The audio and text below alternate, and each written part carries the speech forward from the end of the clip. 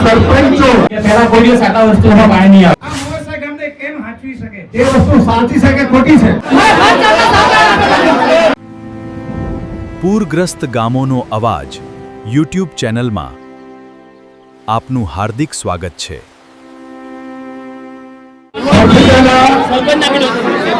સૌથી પહેલા સરપંચોના નિયમ પૂરા થાય પછી ગુજરાતમાં સરપંચ માસાના સરપંચ સીધે નમ્ર વિનંતી કે અહીં સ્ટેજ પર આવે. એ બાજુ જે હાલની પરિસ્થિતિ છે એ તમને જણાવું છું કે માસા વિભાગમાં જે પાણી છે આખા એરિયામાં જે પાણી આવે તો પેલા શાંતિથી જરાક સાંભળે તો વધારે સારું. મેં સ્ટેપ બાય સ્ટેપ બધી વાત કરું છું, બરાબર? એટલે જે પહેલા જે પાણી આવે ભેંસલાથી માંડીને અમરસાટ થઈને બોરા થઈને લુસવા થઈને આપણી માસાખાડીમાં છે, બરાબર? પછી જે છાપરનું છે એક જેટપોર થઈને પાણી આવે છે, બરાબર? બધું પછી આ મોલની કલમડાઈ પર 45 નાળા છે ત્યાં આપણે બ્રિજ બનાવ્યો, બરાબર? એટલે ત્યાંથી બી એ પાણી આપણે છે આવે છે.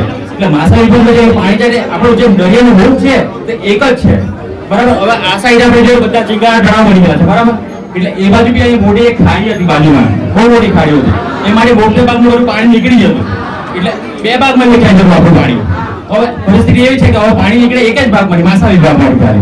એટલે આપણે છે આ વિભાગને બી ખુલ્લો પણ કરવા પડે, જે મેઇન જે ખાડી છે બરાબર છે ને? એટલે અમારા વિસ્તારમાં અત્યારે શું થયું કે પહેલા કોઈ દિવસ આટલા વસ્તુમાં પાણી નહીં આવેલું, પણ અત્યારે મૂળ એક જ છે. એમાં કૃષ્ણપુરથી બી પાણી ત્યાં જાય છે, કૃષ્ણપુરથી વનેરા છે, ચીજગામ છે. એટલે પાણી એક ફૂટમાં નીકળી નથી રહેતું.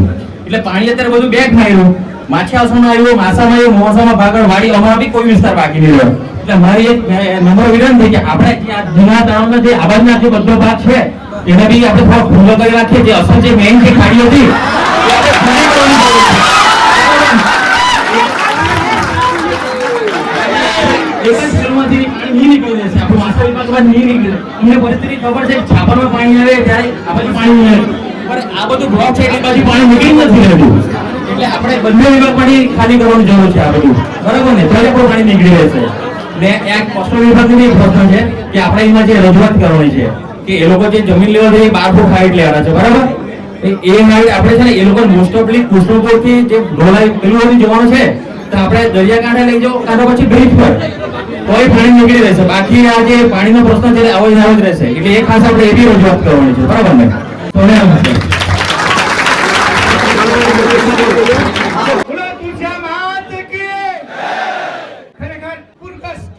પરિવાર જે આવ્યું છે સૌને મારા વતી ધન્યવાદ પાઠવું છું, આભારું છું. આપ સૌની લાગણી ખૂબ મોટી સંખ્યામાં આપ સૌ ઉપસ્થિત થયા છો. મારે વધુ નથી કેવું, પણ આ જે પૂર આવ્યું છે 2022 નું પણ મેં જોયું હતું, પણ આ જે પૂર એવું હતું આ મોવાસા ગામને કેમ હાચવી શકે એટલી બીક લાગી.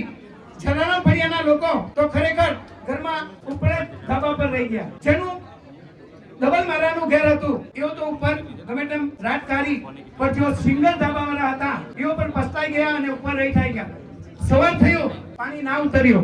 મારા ગામના યુવા મિત્રો બલમ લઈને તૈયાર થયા અને સવારે અમે બિસ્કિટના પાકેટ જલારામ ફળિયા વેસ્ટર્ન ફળિયામાં આપવામાં આવ્યા, બરાબર? ત્યાર પછી બપોરે 12 વાગે મારા ગામનો રસોઈયો એ તૈયાર થયો અને 300 માણસનું રસોડું બનાવ્યું અને અમે એ રસોડું બલમ મારફતે મારા ગામના યુવા મિત્રોએ મને ખૂબ સાથ સહકાર આપ્યો, જે બદલ ધન્યવાદ પાઠવું, આભાર છું. કે આ પાણીનો નિકાલ નહીં થયો, આ કસો લાગી નહીં દીધા, બરાબર? તો એ પાણીનો નિકાલ થયો છે. જયદીપભાઈ કીધું તેમ આ જગ્યા ખુલ્લી કરો, હવાજની જગ્યા ખુલ્લી કરો, તો અમારા પાણીનો નિકાલ થશે. આ તળાવને કરો, આ તળાવને દૂર કરો. બસ મોટું નથી મારે કેવું. આ તળાવ જો દૂર થશે તો આ સમસ્યા દૂર થશે, બરાબર? જય હિન્દ, ભારત માતાની જય. નમસ્કાર. સરકારશ્રીને મારી ખાસ વિનંતી છે કે આ દાંડીથી ઢોલાઈ બંદર સુધી જે મેપ થયું છે ગૂગલ પે માં એ વસ્તુ સાચી છે કે ખોટી છે એ જ અગત્યની વસ્તુ છે. આ મેપ જે થયું છે ખરેખર દાંડીથી ઢોલાઈ સુધીનો આ હાઈવે છે એનું મેપ માંગો સરકાર પાસેથી, તો ચોક્કસ દૂરનું પાણી થઈ જશે. Thank you. ગજાનનભાઈનો ખૂબ ખૂબ આભાર. ગજાનનભાઈએ જે પોઈન્ટ ટુ પોઈન્ટ વાત કરી એવી ટૂંકમાં વાત કરીશું તો દરેકના વિચારો સાંભળવાની તક મળશે. એટલે હવે પછીના વક્તાઓને વિનંતી છે કે પોઈન્ટ ટુ પોઈન્ટના સરપંચને નમ્ર વિનંતી છે કે અહીંયા આવે.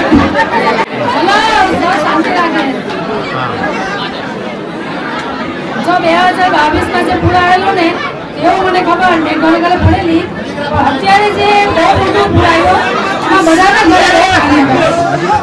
તો બી મને બહુ દુઃખ લાગે, પણ મારા ઘરે પાર ફૂટી જાય ઘણા ઊંડીનું પાણી હતું. તો મારા ગામમાં ભાઈ